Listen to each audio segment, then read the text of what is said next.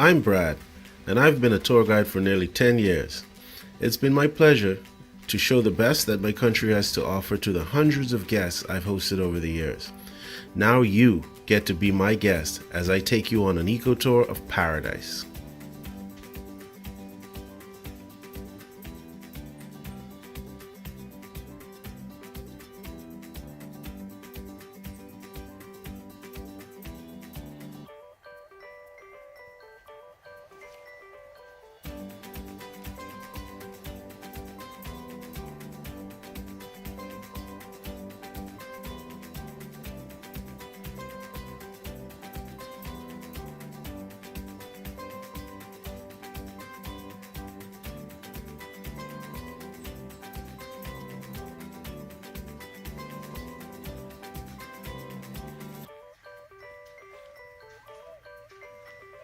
Hey guys, welcome to the Whiteland Coppice.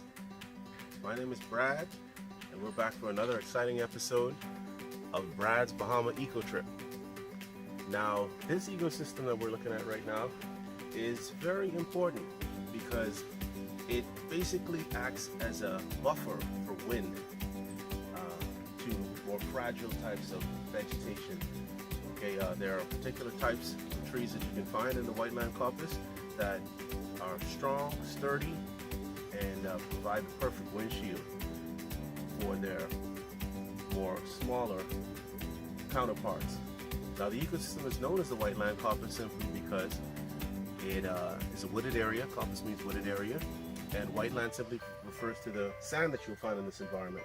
So there isn't very much topsoil, but what you can find would be a lot of sand. We're very close to the rocky coastal sand strand, otherwise known as the beach. So there's a lot of content of sand that's blown up into this environment. Now, two of those trees in particular that I'd like to draw attention to would be one, the Poisonwood, and also the Cinecord. Now, these two trees have the very arduous task of trying to fertilize this very nutrient-poor environment. Now, the sand does not provide very much essentials within itself to sustain most of the vegetation that you would see here already. However, what the poisonwood does is when it drops its leaves down, this is a poisonwood right up here, the Metopium toxiferum. Now, although it's poisonous to us when getting in contact with our skin, urushiol is the name of that oil that is secreted from most parts of the tree. That'll attack the sebaceous glands, give you a really nasty, contagious rash. Doesn't really affect the palms of your hands or the soles of your feet, but everything else is susceptible to getting that rash. So we can call to information from previous videos, the gumbo limbo. That will be a type of vegetation that acts as a direct antidote to the poisonwood rash. So you can crush the leaves from the gumbo limbo, apply it topically to the affected area, and immediately start to neutralize the effects of the poisonwood. But back to my point, poisonwood will drop these leaves down and they will break down into the sandy environment, release trace elements of zinc, iron, and manganese, and to help to fertilize. Whereas the Cinecord, this is the Cinecord here. This is also a Cinecord. Now, Cinecords are naturally found in the African plains, and they generally all have a horizontal style of growth. They also have a lot of holes that riddle the tree, and these are actually from the two types of woodpeckers that we find in the Bahamas. These would be just a few of our many migratory birds, roughly about 374 species. But the yellow-bellied sapsucker, that is actually a bird, and the hairy woodpecker, they would be responsible for putting holes all throughout these trees in efforts to find small grubs, worms, and so forth. And it almost has a symmetrical pattern to it. It's almost as if it's a natural part of the tree, but this is all due to the woodpeckers looking for food. But the Cinecord, where it plays a role in the Whiteland Coppice, would be the fact that it releases nitrogen into the soil from its root system, so it helps to fertilize along with the poisonwood. Intermittently, throughout the Whiteland Coppice, you will find holes.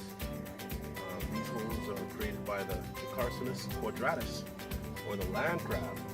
While there are very many species of crabs you can find all throughout the Bahamas, the ones that hang out in this particular area, they are more nocturnal. They spend a lot of time being active in the night.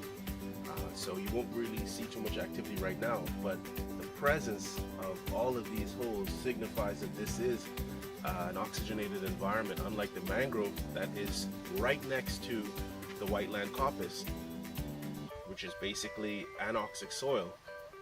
Here you'll find that these crabs can dig holes for themselves where they dig deep enough into a little bit of water, and they'll submerge themselves halfway where they're able to utilize their gills for breathing the water.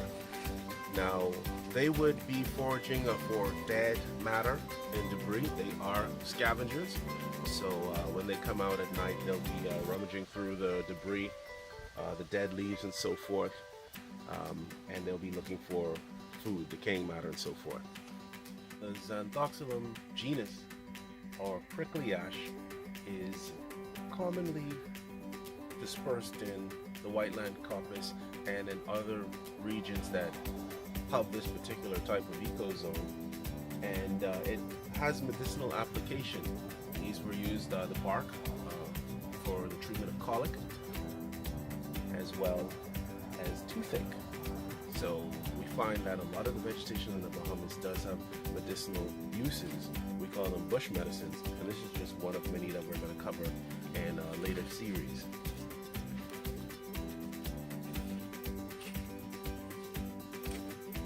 This is also a type of vegetation that is very familiar to us, as per previous episodes. We have the Caribbean thatch palm. Now, the Caribbean thatch palm can comfortably grow in the fire climax community / pine forest, because it does have its own ability to tolerate fire. It creates a naturally resistant powder to the fire, especially being a tree that grows so low to the ground. It has to protect itself, because that is where obviously the fire will be traveling along the ground. These grow to about 10 to 11 feet traditionally, and their fans were used to make roofing quite a long time ago in the Bahamas. But every harder palm, every palm tree has a harder palm. That's where all new growth sprouts from the center of the tree, and that would be heavily coated with that fire-resistant powder that I mentioned. There we have it right here. And needless to say, the bark will get burned or singed in the fires. The branches may possibly burn away, but once the heart of palm stays alive, essentially the tree stays alive. So we can find these along with sable palms as the two types of palms that are spread intermittently throughout the Whiteland Coppice.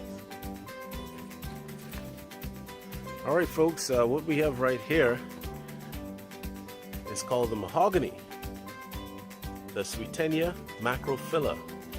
And the mahogany tree is a very, very strong tree. These trees have the medicinal application of being used to treat, it's an anti-inflammatory basically, also used to treat low blood pressure. But mahogany has been used for quite a bit of time throughout history for its strong wood in the making of furniture and wood floors and so forth. But these medicinal applications have stood the test of time and are still used quite frequently throughout the Bahamas. But mahoganies make a very, very strong fruit, and you can find those just toward the top of the tree. Now, the mahogany is deciduous or semi-evergreen, and you'll be able to find that it has leaves on the tree roughly throughout the year. These trees do have the ability to grow up to 200 feet tall, and they produce a very small, fragrant white to yellowish flower. I'm glad I got to share this part of my home with you. If you've enjoyed the tour, be sure to click the like button and subscribe. Thanks for watching. Maybe I'll see you on our shore soon.